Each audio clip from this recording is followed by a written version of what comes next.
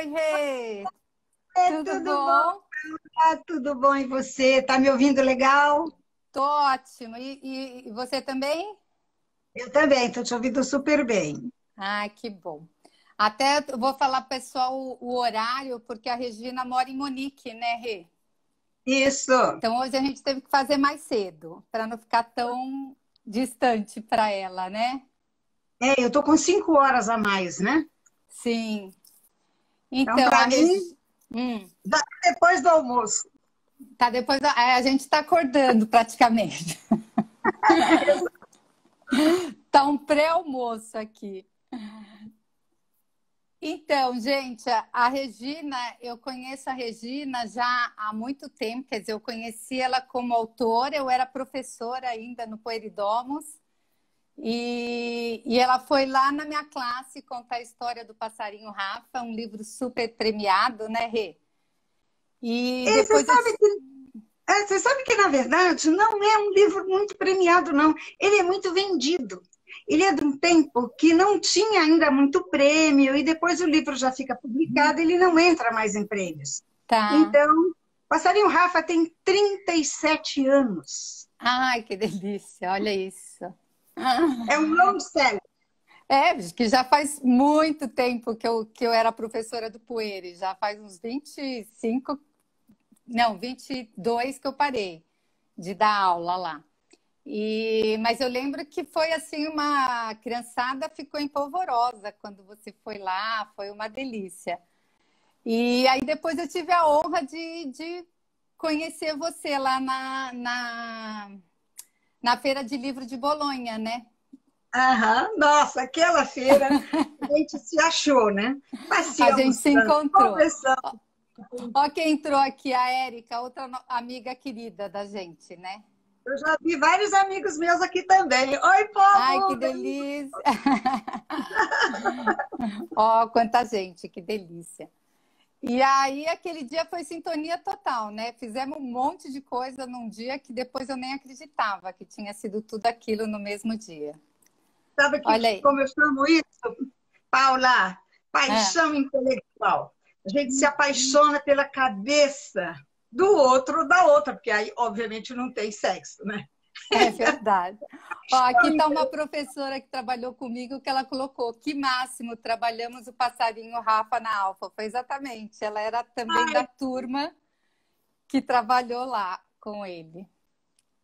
Mas você, Delícia. mas você tem um prêmio, né, Rê? Um Jabuti. Foi de qual livro?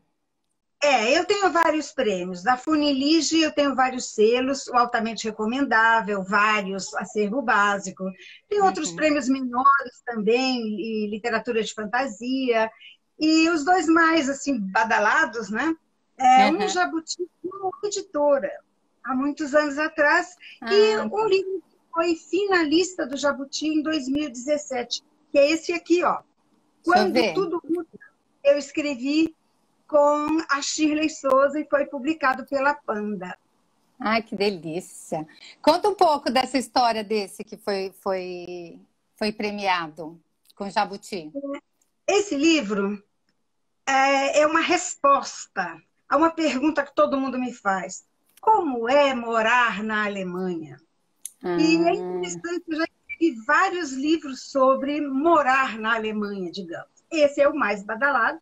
E eu escolhi uma garota mais pobre, eu quis que ela fosse mais humilde, para ela se deslumbrar com tudo, né? Para ser assim, a primeira viagem da vida dela e ser para a Alemanha. Então, uhum. eu escrevi o texto original com uma garota que era au pair de 18 anos. Mas aí, a Panda quis que eu rejuvenescesse a minha personagem. Ah, não, ela tem que ter uns 13 anos, vai ser mais de acordo com o público ao qual Uhum. se... E eu não consegui. Aí eu pedi para a Shirley, falei, Shirley, você não quer me ajudar? Eu queria tanto fazer isso, mas eu não estou conseguindo. Você pode fazer o que Uhum. você quiser, está totalmente livre. Então a Shirley deu essa rejuvenescida na minha personagem.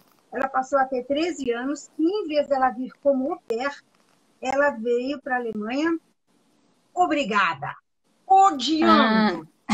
A mãe que se separou do pai. bem Ela tinha típico da idade, né? total. E aquelas histórias que eu contava das au pair, que são verdadeiras, inclusive, viraram de colegas dela ou aconteceram com a mãe dela. Então, foi assim um frescor maravilhoso que a Shirley trouxe. E, claro, a gente adora, você sabe, né, Paula? Livro é filho. Uhum, E com a gente certeza. ama todos de paixão e tal, mas eu não esperava. Ai, que delícia. Um Muito... jabuti é o sonho de todos os escritores, né? Ele foi finalista, né? Não ganhou o jabuti.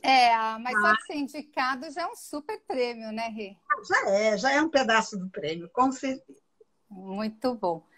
E hoje a gente combinou de estar aqui para falar um pouquinho sobre a importância das histórias, né? Da gente se conectar com bons sentimentos, com coisas alegres.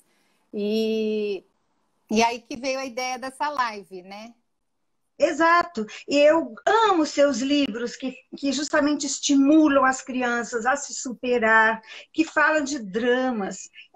Eu tenho também alguma coisa nessa linha, mas o que eu mais admiro nos seus é que são para criança pequena. E isso eu acho muito difícil de fazer.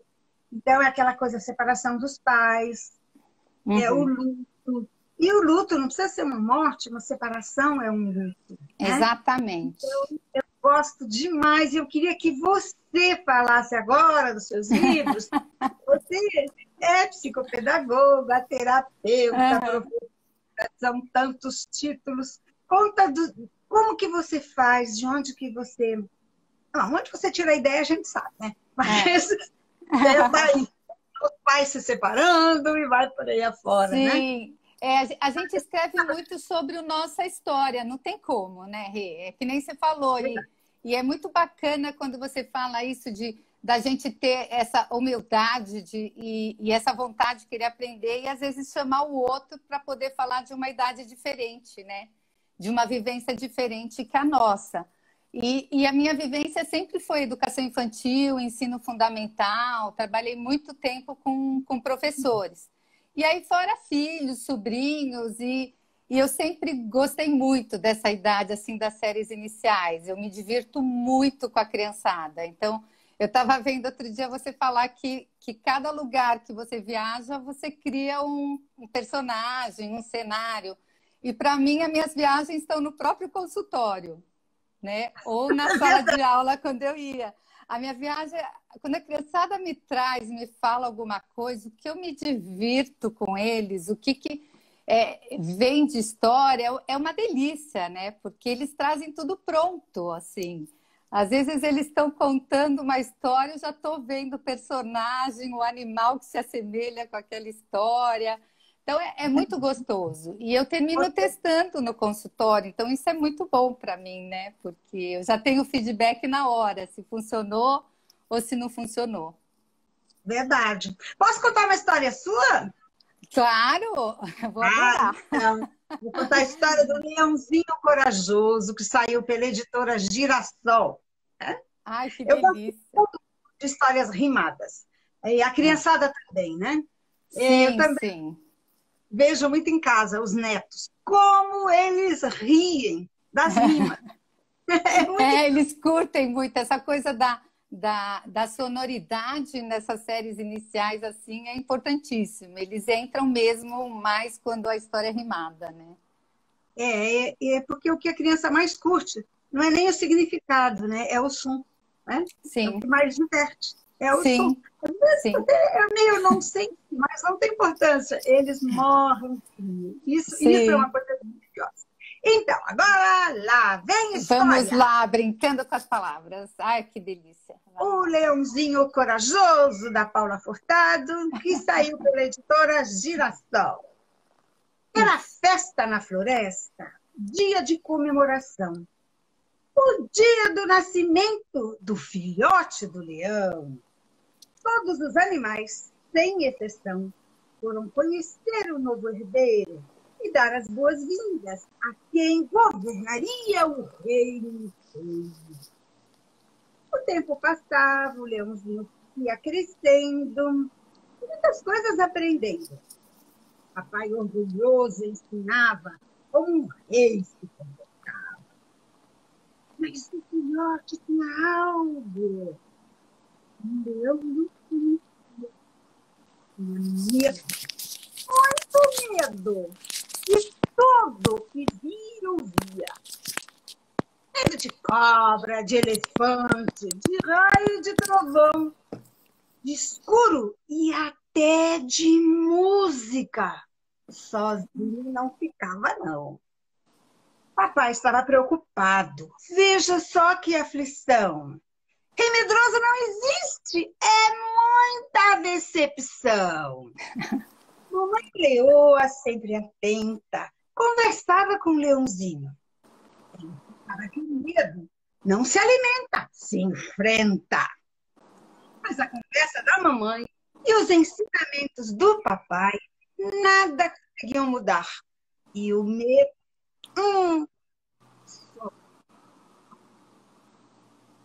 os conselhos foram dados pelos animais preocupados, mas eram ideias tão absurdas que não davam bons resultados. Dona Coruja, a sábia da floresta, também foi consultada. E ela disse que na hora certa a coragem seria revelada. Quando o leão ficou jovem, saía com a mamãe para caçar. Não ia com ela para ajudar. É que sozinho não conseguia ficar. A mamãe caçava, ele se escondia e espiava. Mas aconteceu numa calçada.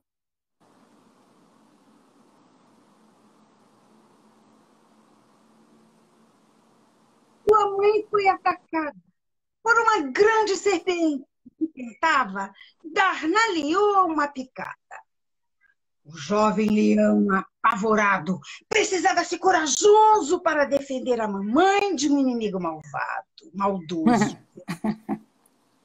Pegou um pedaço de pau e agiu sem pensar. Lutou com o animal para sua mãe salvar. A serpente venenosa não conseguiu continuar a luta. O leão deu nó na inimiga perigosa.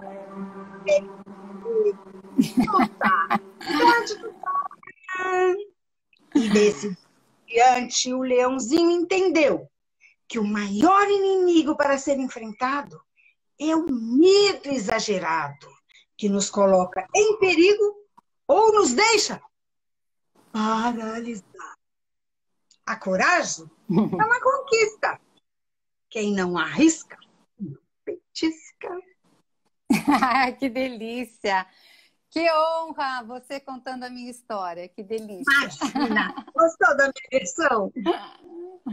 Adorei, adorei. As caras e bocas são ótimas. A criançada adora tem que ter. isso. Isso que eu estou sentada. Eu gosto de contar história assim com o corpo inteiro. É mais gostoso ainda. Estou perguntando o nome da história, é O Leãozinho Corajoso. Ele é do livro Histórias para Aquecer o Coração. Tá aqui, ó, o livro.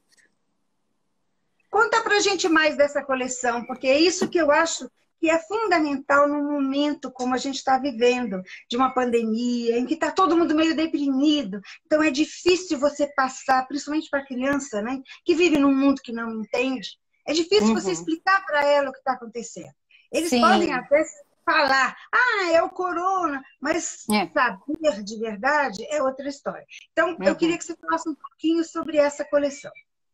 Sim, na verdade, eles percebem, e essa coisa de tentar explicar ou tentar esconder é muito complicado para a criança, né? E quando a gente usa a história, o símbolo já está ali e o trabalho já está feito, né? Quando eu conto uma história dessa, eu já ensino que a gente tem que ensinar a enfrentar o medo, que não é de uma hora para outra que a gente transforma alguns medos, mas que é uma coisa diária, de tentativas.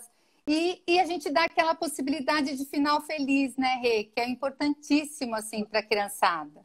Ela sabe que ela está enfrentando um inimigo, né? No caso dele era a cobra, era o escuro, era a mosca, ele tinha medo de tudo, né? Mas ele, no final, ele venceu esse medo e a gente só vence tentando. Mas o que eu gosto nas histórias e que eu faço sempre a parte terapêutica é isso, dar a possibilidade de enfrentar o vilão, o inimigo, mas ter a possibilidade de um final feliz. Isso é muito importante. Saber que pode ter um final feliz, né? Saber que se ele venceu, eu também vou vencer, é muito reconfortante, né? Sim, Bem como sim. essa ideia, que eu acho também fundamental, que esse tipo de livro que você escreve principalmente, e eu também procuro colocar nos meus, né? Você As muito. histórias fáceis, né? Você não é o único, né? Uhum. Porque quando a gente está sofrendo, a gente tem a sensação, isso só acontece comigo. E mais ainda a criança. Ela se sente Sim. muito sozinha, muito abandonada. Nós somos, por essência, seres desamparados, né? Todo mundo tem Uhum. esse lado desamparado que as histórias alimentam, que as histórias Sim. enriquecem e preenchem esse vazio. É o nosso É. famoso vazio existencial, né? Exatamente.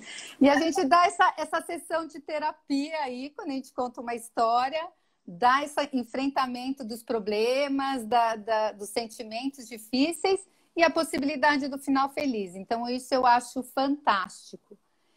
E aí, reconfortante. Eu também escolhi uma história sua, pensando no... Qual que você escolheu? Aliás, eu escolhi duas, né? Uma Uau! é do Para Ninar os Pequeninos, também, um livro que é um livro assim, gente, é uma graça e tem um formato todo diferente, né? Porque enquanto você está contando a história, eles estão vendo a ilustração. Então, O que eu pensei foi exatamente isso. Quando a gente está contando a história, não só para filho na cama de noite, mas também para em escolas, eles sempre falam: ai, deixa eu ver, deixa eu ver o desenho, né? E, então eu pensei um jeito de poder, ao mesmo tempo, mostrar o desenho e ler a história. Então é um livro que parece um calendário, inclusive ele para de pé, e você tem de um lado a história e do outro a ilustração. Então, enquanto você vai contar a história, nós vamos poder ter a ilustração. olha que lindo.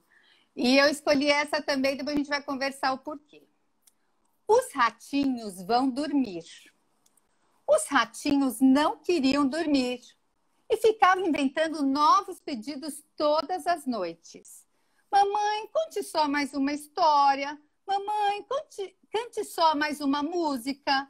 Mamãe, fique só mais um pouquinho comigo. Não que a mamãe se importasse. Ela adorava contar histórias, cantar músicas e ficar com seus filhotes. O problema é que eles eram 12 e todos faziam os mesmos pedidos todas as noites. Ela não sabia como atender todos eles. Um dia ela teve uma ideia. Vamos brincar de dormir? Como é isso, mamãe? Perguntaram todos. É muito fácil, explicou ela. Todos vocês vão fechar os olhinhos e pensar em uma coisa boa. Sorvete de chocolate, por exemplo? Perguntou o mimoso. Isso mesmo! Você vai imaginar que está chupando um sorvete delicioso. E seus irmãos também vão pensar em uma coisa que gostem. A cada noite, eu vou me sentar na beira da cama de um de vocês. Amanhã, eu vou me sentar na cama de quem dormir primeiro hoje. Entenderam? Os ratinhos nem responderam. Fecharam os olhinhos na mesma hora. Como a mamãe ficou sabendo quem dormiu primeiro, eu me esqueci de perguntar. Olha, que ideia fantástica, hein? Quem não se identificou aí? Ai, ficou lindo na sua voz. Eu amei. Parabéns. Palmas para Paula. Olha que história, hein, gente? Para quem não se identificou como mãe, quando o filho não fica enrolando para dormir, né? Achei fantástica a ideia. Vamos brincar de dormir. Ai, só mais uma história. É a frase que a gente mais ouve, né? Eu me lembro, assim, às vezes a criança... Eu já contei história para muito filhos de amigos, né? E aquele já está com o olho virando e fala, só mais uma. E eu acho que a graça, o poder das histórias é tão grande que eu falo alemão, converso sobre qualquer assunto, mas eu ainda erro muito, porque alemão é uma língua muito difícil. Mas eu contei muita história quando eu vim para cá, naquele tempo que eu realmente falava tudo errado mesmo. histórias assim, assassinando a pobre língua. E ainda assim eu acabava uma e eles pediam, né? No, ai, me bitte. Mesmo tudo errado, tudo mal falado, ainda assim, mais uma. Tá vendo? Eles conhecem a linguagem interna, né, dos símbolos das histórias. História muito poderosa, né? Muito poderosa. E sabe que às vezes as mães falam para mim assim, ai, Paulo, não aguento mais a história, e eles ficam, conte outra vez, conta outra vez. E isso é muito importante, né, Rê, a gente perceber que enquanto ele está pedindo a mesma história, é porque ainda está sendo trabalhado. A criança, o inconsciente é muito inteligente, né? Ele sabe exatamente do que a gente precisa. Então, enquanto a criança tiver, conta outra vez, e a mãe fala, não, vamos mudar, vamos ler essa também, é tão legal. Não. Mas não, é aquela que está trabalhando aquilo que tem que ser trabalhado. Então, isso é muito fantástico mesmo. Essa história... Eu também falo muito para as mães. Conte a história quantas vezes a criança pedir. Por favor. Eu sei que você não aguenta mais, mas conta mais um pouquinho. Às vezes não está fazendo o mesmo efeito ainda para a mãe, né? Mas ainda continua fazendo esse trabalho com a criança, que é importantíssimo. E o bom é também dar uma olhada, né? Por que será que ele está pedindo tanto essa história? Às vezes tem dicas assim preciosas para a gente, né? Eu acho também uma coisa interessante essa adoção de livros em que as professoras escolhem para os alunos. Eu sou um pouquinho contra. Eu até brinco. Ai, meu bolso adora. O meu ego fica todo inchado. Mas tem um pedacinho aí que eu acho que pode ser melhorado. Eu recomendo muito para as professoras que selecionem alguns livros e deixem que as crianças escolham. Porque a gente vive momentos diferentes na vida. Então, ela escolhe um livro que vai encaixar no momento que ela está vivendo. Mas, de repente, não é o de todo mundo da classe, ela não vai acertar. Então, se ela escolher pelo menos uns 3 ou 4 e deixar que cada grupo escolha o seu, vão acontecer 2 coisas mágicas. Em primeiro lugar, eles vão se identificar melhor, porque vai ser uma coisa mais certeira naquilo que eles estão, aspas, precisando. Mas uma outra coisa que vai acontecer. O que mais funciona na vida, e com livro também, é o famosíssimo boca a boca. Aí eu leio e falo para o meu colega, olha, eu amei esse livro aqui, ele é muito legal. E aí tem gente na classe que vai ler os 4. Ele pode trabalhar um só, mas vai ler 4. Ou 6, ou 8, ou tanto que ela escolheu. E outra coisa legal é dar chance para o aluno de não gostar do livro. Porque às vezes a gente não gosta de fazer o quê? O livro é criado, mas não falou comigo, né? Verdade. Então, é legal isso. Essa oportunidade de eu não gostei desse, então eu pego aquele. Né? O Jardim de História da Kátia falou que faz uma ciranda de livros na escola. Então, escolhe vários e eles vão trocando. Isso eu acho que tá começando a ter uma prática assim, bem bacana mesmo, dessa troca de livros e às vezes tem que ter, às vezes é coisa da escola, tem que ter a escolha, mas tem que ter esse momento de trocas mesmo, que é muito bacana também, né? Muito legal, né? E muito enriquecedor. E o outro recomendando. É muito mais forte do que o professor falar, esse livro é muito legal, gente, eu adorei. Mas quando o colega fala, é muito legal, eles vão direto. Não tem, não. Sim, com certeza. E o bom é essa oportunidade mesmo que você falou, né? Porque quando a gente já fala, esse livro é muito legal, né? E às vezes a criança não se identificou, não está no momento dela, né? Muitos livros que a gente compra, a gente não lê na hora, não começa a ler, não gosta, mas de repente a gente descobre aquele livro como o melhor livro da vida, né? Às vezes fica anos parado. É verdade. Isso acontece muito com o passarinho Rafa. É interessante que foi um livro, é o meu 3º livro. Dos meus 130, ele é o número 3. E foi o meu primeiro sucesso. É verdade. Ai, que delícia. E eu morava em Porto Alegre nós estamos falando de um livro com 37 anos de idade, né? Então, é 1983. Ele já é um livro adulto. Não tinha nem nascido. Aliás, falando em 1983, eu tenho aqui, gente, um recado que ela recebeu que vocês não vão acreditar. Posso ler, Rê? Pode, claro, eu não estou nem sabendo. Que recado? Um recado que você recebeu em 86, sobre o passarinho Rafa. Ai, lindo, me conte. É assim, cara Regina, sua carta e seu conto do passarinho me deram um prazer especial.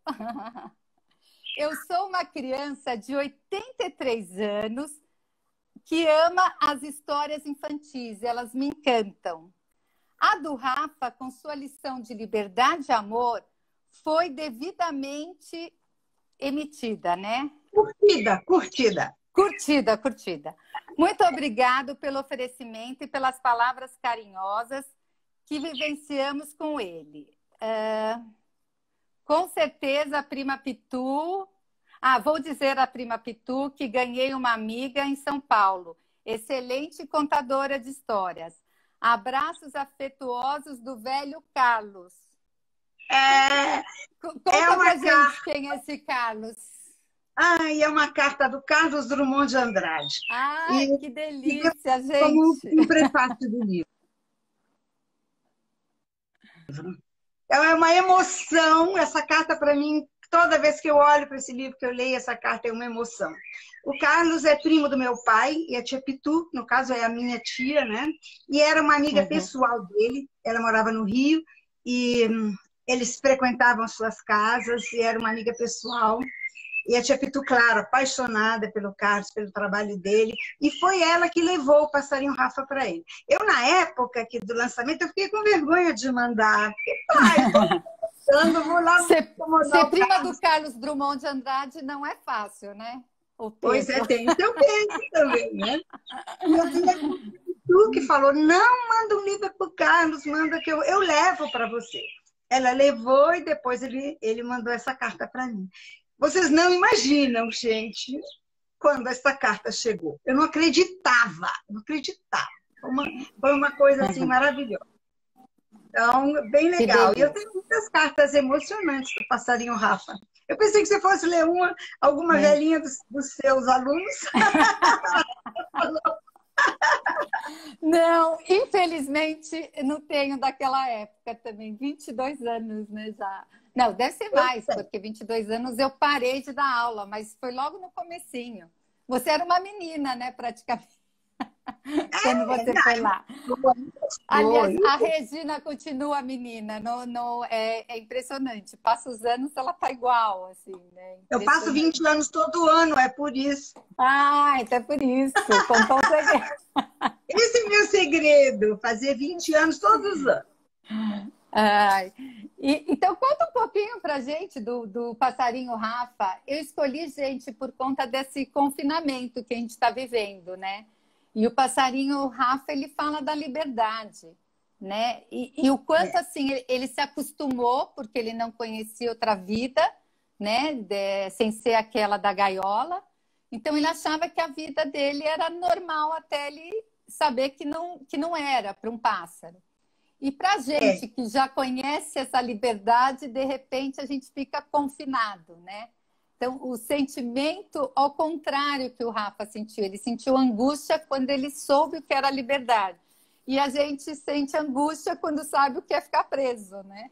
É verdade.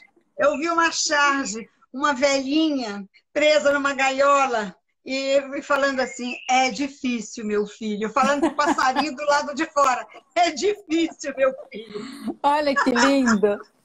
E aí, essa semana eu também recebi um post que falava assim, que passarinhos têm asas e livros dão asas. Eu lembrei do seu passarinho Rafa, porque ele tem os dois. Ele tem um passarinho que tem as asas e é um livro que dá asas, né, para a imaginação. Que lindo, né? Nossa, isso foi maravilhoso.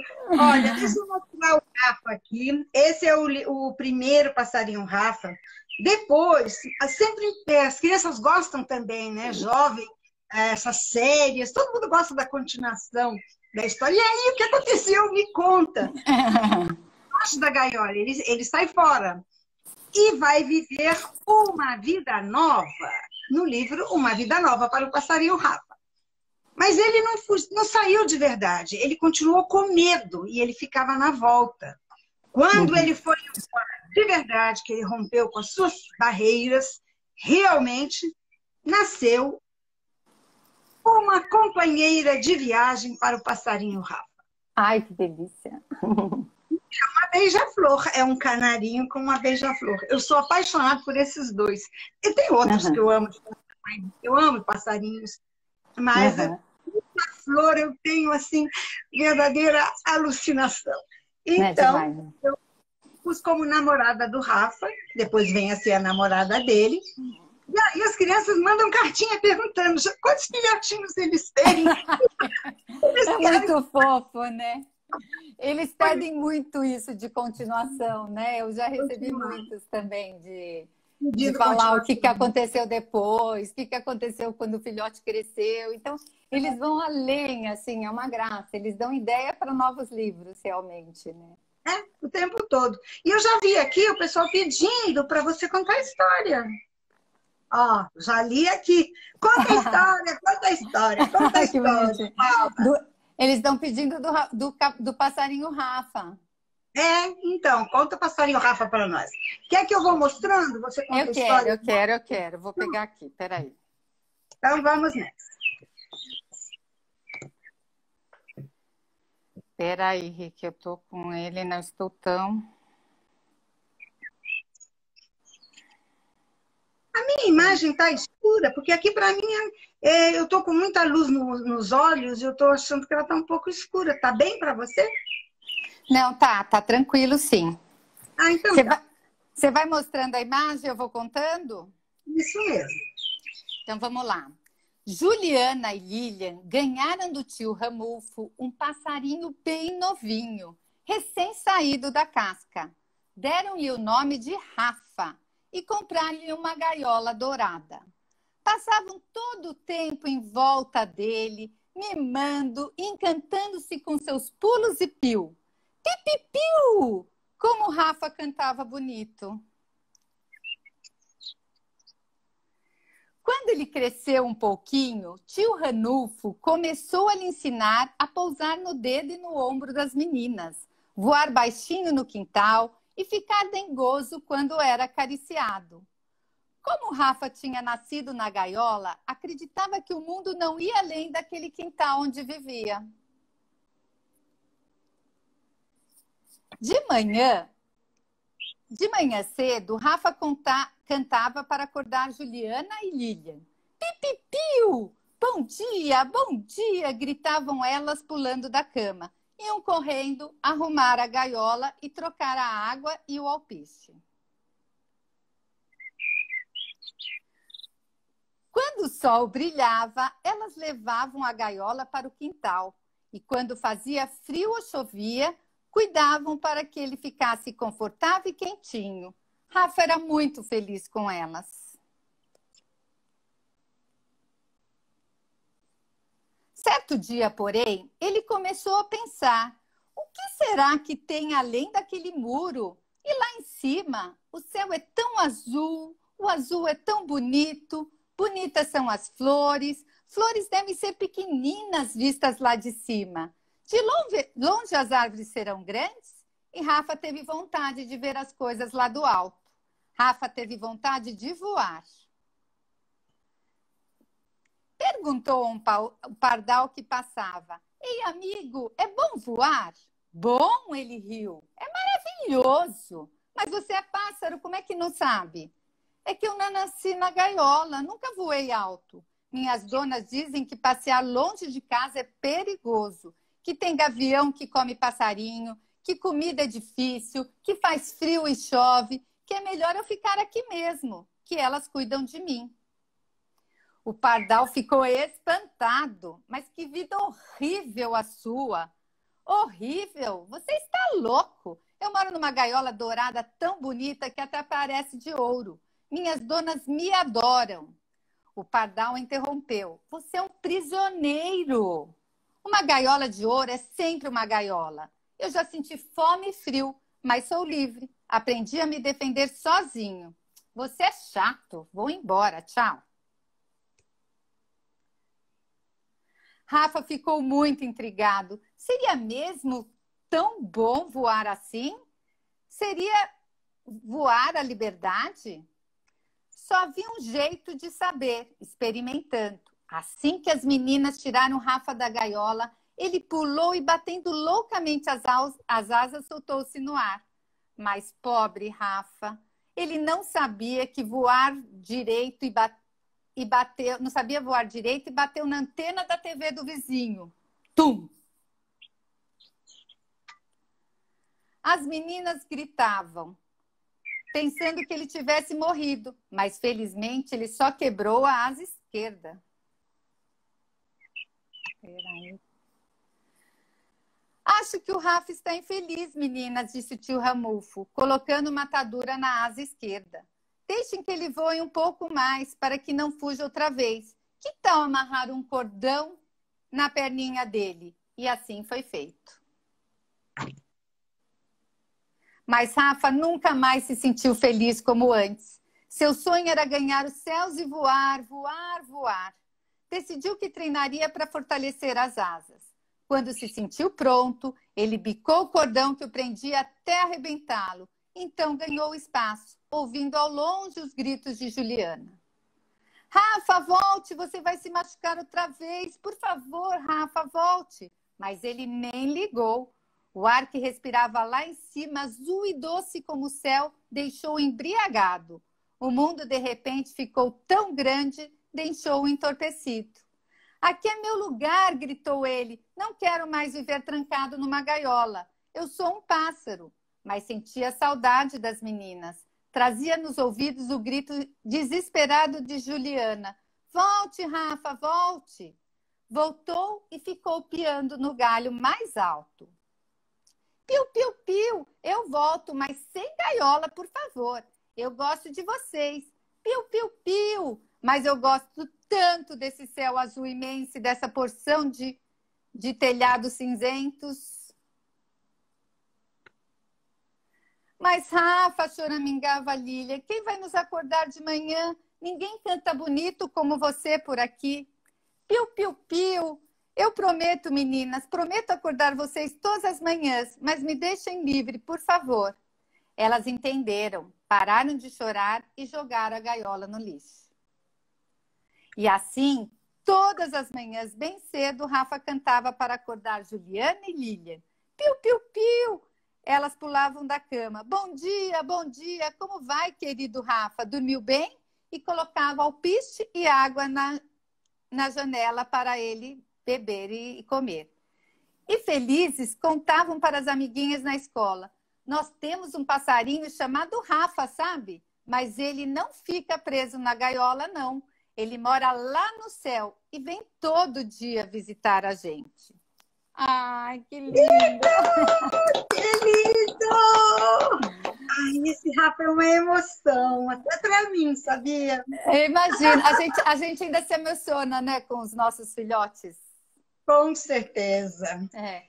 E o Rafa é bem bacana para a gente contar agora e mostrar que a gente, às vezes, pode voar dentro de casa, né? Às vezes, esse voo, ele é um passarinho, tem que ir, mas, ao mesmo tempo, ele gosta de voltar para o conhecido. E a gente pode mostrar que pode voar com os livros, né? Voar na imaginação, com uma boa história, com um filme bom, com desenho. Quantas maneiras diferentes que a gente tem de usar essa imaginação, né? Dar asas para a imaginação. Acho que é bem gostoso, como introdução, né? Com certeza. E histórias edificantes, histórias que puxem a gente para cima, não para baixo. Né? Uhum. Então, acho que isso que é muito importante. Essa coisa do dar certo, do final feliz, e de vencer os seus medos, e vencer as suas dificuldades. Uhum. Tudo isso que a gente está falando desde o comecinho aqui. É, Agora, e me principalmente conta. nesses momentos, né, Rê? Porque, assim, momento que já é um medo coletivo, já é uma ansiedade coletiva, evitar filmes também, séries mais violentas ou que não tenham tanto esse final feliz, né? Essa garantia de possibilidades de final feliz. Eu acho que isso é importante para eles, né? Eu super recomendo. Não, por favor, aos filmes e livros de distopia. Ai, que coisa mais triste. Eu fico tão para baixo quando eu leio o mundo mais ferrado do que já está, sabe? É verdade, né? Já estamos na incerteza. Aí vem um apocalipse nos filmes, não dá, né? Não dá. Como eu pessoalmente já não sou muito chegada no gênero. Gosto muito de fantasia, ficção científica, e até coisa tipo vampiros, bruxas, tem maior paixão. Quem É me uma conhece delícia, sabe. né? Tem É as uma bruxas delícia. do bem, né? As bruxas do bem podem assistir, mas aqueles que são muita maldade junta, não dá, né? Mas eu tenho, nesse momento, muita coisa assim contra essa distopia, o mundo muito ferrado, sabe? Isso Uhum, me deixa deprimida. E nunca é uhum. bom. Tem que procurar coisas que puxem, que levantem, que tirem a gente desse buraco que a gente já Sim, está, né? a importância da gente se conectar com coisas boas, né? A gente é aquilo que a gente pensa, né?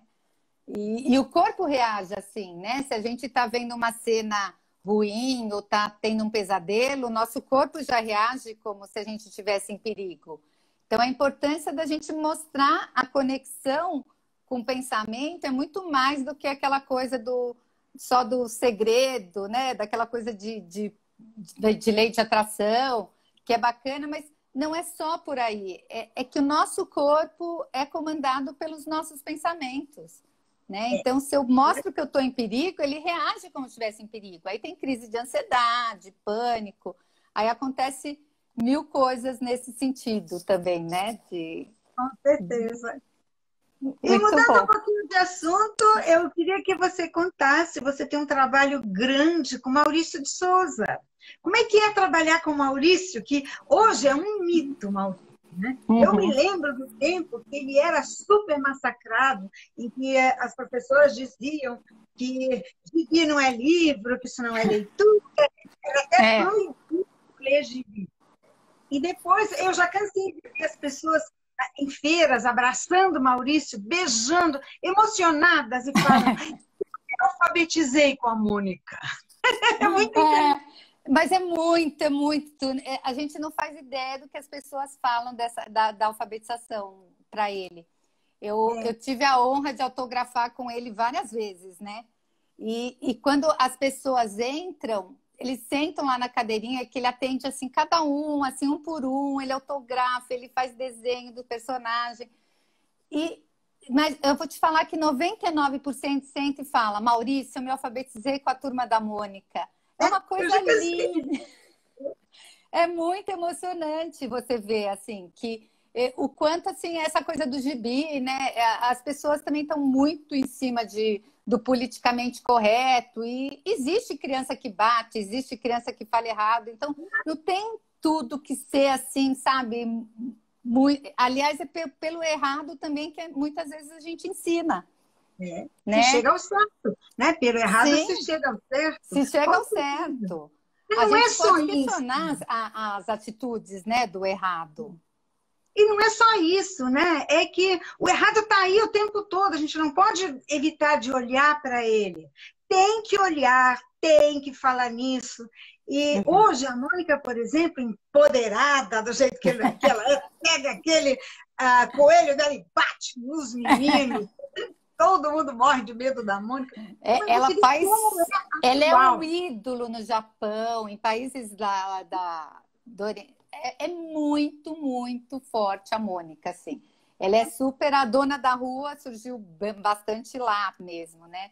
Dessa coisa da força, né, feminina, que é a menina que é a rainha da turma, né? Que é a comanda, que é a líder. Então, isso quebra muito. Mas ele é um doce de pessoa, assim, é sempre super aberto. Ele conversa sobre o meu texto, elogia, bota.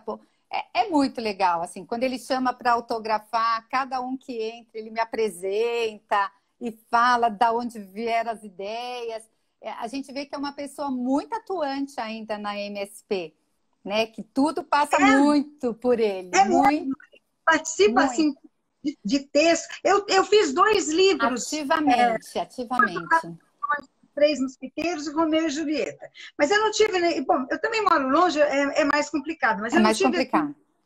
enquanto eu fazia, nenhum contato com ele. Não sei o que ele falou. O livro foi aprovado, sem discussão, assim, digamos. Só no final de Romeu e Julieta que deu uma polêmicazinha, porque queriam que a Julieta não morresse. Eu falei, mas não pode. Aí um artifício para não matar nem o Romeu nem a Julieta. É bem complicado essas adaptações que a gente faz. Eu já tive várias discussões. É que, assim, no preparo do livro, eu converso com a equipe. Mas, na sessão de autógrafo, ele faz uns comentários que, às vezes, a gente pensa que passa batido. Então, teve num do folclore, que eu fiz para eles, uma coletânea de folclore, e eu inventei o Trava-Línguas do Cebolinha. Porque ia ter o trava-língua e eu aproveitei e criei uns trava-língua, que o trava-língua era tudo com L, né? Perfeitamente bem bolado. E na hora que eu entrei, ele já falou, nossa, aquela tua ideia. Quer dizer, ele sabia exatamente que eu que tinha modificado aquilo, tudo. Muito bacana, assim, ver a interação. E tudo passa ainda muito pela aprovação dele. A palavra final é dele, bastante ainda. Interessante, né? Ele já está novinho mais, né?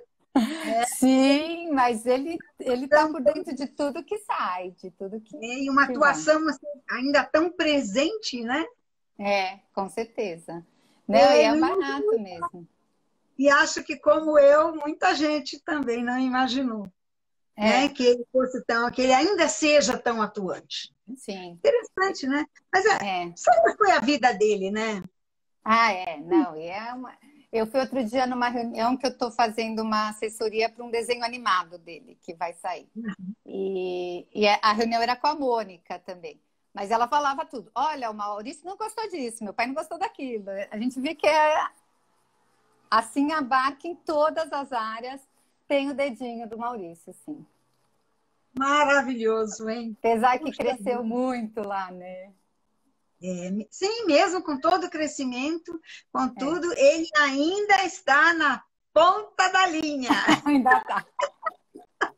Você tem o Romeu e Julieta com ele para adolescentes, eu tenho para criança. Eu fiz adaptação para os pequenos. Também é outra coisa que a gente tem que rebolar, né? Para bolar uma história que não saia do contexto. Porque a criançada questiona, né? Quando eu vou contar, eu testo com as crianças antes, eles falam, não, mas ela morre. Mas ela morre. Na história. É que há muita resistência, quem sabe que é parar. É muita resistência a falar de morte. Que voltamos naqueles temas, que é uma bobagem, porque a morte não precisa ser uma morte física, né? Uma separação é uma pequena morte. Qualquer coisa que você perca te dá essa sensação de morte, né? Sim, com certeza. Esse luto tem que ser trabalhado para tudo, né? Para tudo. Olha o luto que a gente está vivendo da nossa liberdade, né? É o luto de não ter os amiguinhos perto, de não poder abraçar o vovô, a vovó. Então, tudo isso são pequenos lutos. Se a gente não incorpora o luto nas histórias, como é que a gente vai trabalhar com a criança, né? Como é que vai prepará-las para a vida? Fica muito complicado. A própria morte, né? Morre o cachorro, morre o gato. Gente, o que eu chorei por gato na minha vida, você não faz ideia. Até o dia que eu decretei. Nunca mais vou chorar por gato. Agora eu só vou ter um gato quando eu estiver bem velhinha, porque daí eu vou morrer e vou deixar o gato. Aí depois eu comecei a pensar, mas que egoísmo. A gente sofre mesmo. O gato sofre muito também. Quando eu vim para cá, eu tive que deixar meus gatos com uma amiga. Eles sofreram muito. Uma tia minha morreu e deixou vários gatos na casa. Olha, os gatos perdem todos os pelos, eles ficam magrinhos, tristes e morrem. Aí Eu desisti, eu falei, que egoísmo meu. Eu nunca mais vou ter o gato. Agora, quando eu tenho vontade de brincar com o gato, eu vou num abrigo, sabe? Brinco bastante, levo ração e volto para casa. Aliás, você tem um livro de 1001 Gatos, né? Conta um pouco pra gente desse livro. Esse livro Que é uma eu delícia. gosto muito. Até está aqui do meu lado, ó. Que gostoso. É uma história, entre aspas, verdadeira. Essa tia minha que eu acabei de falar, que você acabou de falar. A minha tia Adélia. A tia Adélia tinha 28 gatos. Eu contei. Eram 36. Ela falou, não, 28 são meus. Os outros gatos são visitantes. Gente, aí é gostar de gato mesmo, né? Nossa, mas a casa dela era cheia de gato. E eu sempre gosto de contar que eu tenho, assim, vou chamar de licença poética. A minha tia Adélia era uma pessoa maravilhosa, mas, assim, uma fofa. E no meu livro eu tive que colocar a tia Adélia chata. Perdão, tia Adélia. Ela não chegou a conhecer o livro? Não, ela já tinha falecido. É uma homenagem póstuma. Ela conhece um outro livro chamado Chá das 5, que são 5 velhinhas tomando chá às 5 horas da tarde e lembrando do passado. Como é que era a história, como é que era namorar, como é que era o casamento no tempo delas.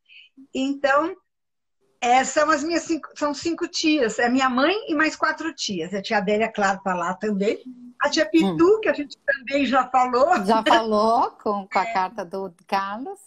Isso. A minha tia Olímpia, que era a mais velha, morreu com 96 anos. E ela era surda-muda, mas ela falava com gestos e com um pouco de voz. Então, eram umas tias muito especiais. Meu Deus, como eu amava essas tias. Gostoso. Como a gente escreve a nossa história, né? É muito gostoso. O tempo todo. Às vezes a gente modifica uma coisa ou outra, óbvio, né? Para trazer para a ficção. Mas é muito gostoso, né? Eu tenho meus sobrinhos, meus pacientes, eu tenho de tudo na minha escrita. E não tem como, né? É a nossa história de vida, a gente vai passando isso mesmo. E elas são muito importantes para a gente, né? Essas tias me contavam muita história. E elas me contavam, elas gostavam muito de literatura francesa. E até hoje eu tenho paixão por francês. A língua que eu mais estudei foi francês. Eu me formei em língua e literatura francesas. E essa é culpa delas, sabe? Essa é uma culpa boa, né? Que elas gostam de levar. Nossa, eu era muito pequena e elas me apresentaram a literatura francesa, a Condessa de Ségur, a Sophie, As Desventuras de Sophie. Meu Deus, eu li esse livro assim umas trocentas vezes. Sabia de cor, trechos. E era assim, apaixonada. E outros livros. Eu até tenho aqui em Munique vários livros que a tia Adélia me deu de presente. E ela falou, a hora que eu morrer, você pode pegar Júlio Verne, a coleção completa de Júlio Verne. Deu Dostoiévski para minha irmã, mas ela me deu vários livros. E ela me dava sempre em francês, porque ela fala, você é a única sobrinha que fala francês. Então eu quero que você guarde os meus livros em francês. Aliás, não é só o francês, né, Rê? É inglês, francês e alemão, né? Alemão, tá. Mas você está aprendendo uma outra língua que eu li. Eu comecei a estudar romeno. Apaixonante. É uma língua latina e tem declinação. Então, para mim, declinação não é uma coisa difícil. É difícil falar com declinação. Mas quando você fala alemão, você fala qualquer língua, sabe? Eu imagino. E me conta uma coisa. Você tem muita tradução também, né? Tenho. Em romeno, eu tenho 4 livros em romeno. Acabou de sair um. Chama A Conquista de um Sonho. Ele está pronto, mas falta entrar em máquina. O corona atrasou. Vai sair pela Hélio. Mas em romeno ficou pronto. Eu recebi que gostoso. Super bonitinho. Que delícia, né? Tenho em alemão e agora vou ter 2 em inglês. Tá. E você que faz a tradução? Não. Tá. Uma boa tradução normalmente é feita ou por uma pessoa muito especializada, de universidade, ou por um nativo. É, porque tem que usar umas expressões mais típicas, né? Nem em francês eu consigo escrever direito, sabe? É a língua que eu mais sei, né? Essa coisa da língua mãe é muito forte, né? A ideia vem sempre em português? Ah, sempre, sempre, não importa onde eu esteja, eu escrevo em português, eu penso em português, eu faço muita pesquisa em outras línguas, também em espanhol, fácil, eu não falo espanhol, mas a gente sempre se vira pelas outras línguas que conhece. Então, eu pesquiso bastante, eu pesquiso em 5 línguas. E tenho uma amiga, que é a minha tradutora romena, nós ficamos amigas, e ela me dá muito material que ela traduz para mim para o português, e material romeno. Inclusive, agora eu estou fazendo uma pós-graduação em literatura infantil e juvenil e vi que a minha adorável professora andou por aqui, a Cíntia Barreto. Ai, que delícia! Da classe aqui também, passa o nome, né? Não dá para falar que a gente está falando em outra coisa. É isso que é o pena. Até a gente tem que ficar ligada que vai acabar daqui 2 minutinhos. Eu queria te agradecer, assim, passa muito rápido, né? E eu queria te agradecer enormemente que, assim, você virou uma amiga querida, fora tudo que eu já admiro como escritora, e sempre admirei. E, assim, é uma delícia conversar com você, sempre trocar ideias. Eu acho, assim, a conexão é fácil porque você é uma pessoa muito aberta, muito generosa, está, assim, sempre disposta a compartilhar seus conhecimentos. Então, assim... Foi muito bacana mesmo e foi uma honra ter você aqui como minha convidada. Eu vou deixar todos os seus dados gravados, a live eu vou gravar no meu IGTV. E aí eu vou postando algumas novidades aí, que a Girassol vai dar uns descontos especiais aí para os nossos livros, mas aí eu vou postando ao longo. E aí, se vocês quiserem encontrar os livros, alguns dos que a gente falou, é na girassolbrasil.com.br. E a gente vai se falando, né, Rê? Vamos combinar outros encontros. Tomara que tudo isso passe logo. Também amei de paixão. Sabe que eu adoro conversar com você, né? Nós precisamos reviver aquela viagem a Bolonha, que falamos mais da boca. Passeamos tanto, foi muito bom. Nos conhecemos no dia seguinte já estávamos viajando para Ravenna, conhecendo outros lugares. Coisas que eu também, Paula, sou sua fã, gosto demais do seu trabalho. Ih, travou. E eu tenho só a agradecer o convite, agradecer o seu carinho. Você é uma fofa, uma super escritora. Eu posso imaginar, né? Que privilégio ser sua paciente. Agradeço muito, muito, muito. Faço minhas as suas palavras também. Deixo um beijo enorme, um abraço bem apertado. Beijo. E beijo para todos que participaram. Beijo, abraço pessoal. Virtual ainda pode, né? Que bom. Ainda. Abraço e beijo virtual pode. Mas daqui a pouco vai poder de novo. Vai, e aí, quando sim. eu for para Paulo, quero te agradecer pessoalmente com um abraço assim, bem apertado. Ai, também eu vou amar. Um amigo, né? Que sempre é gostoso, né? Oh, que delícia. Adoçar mais ainda o encontro.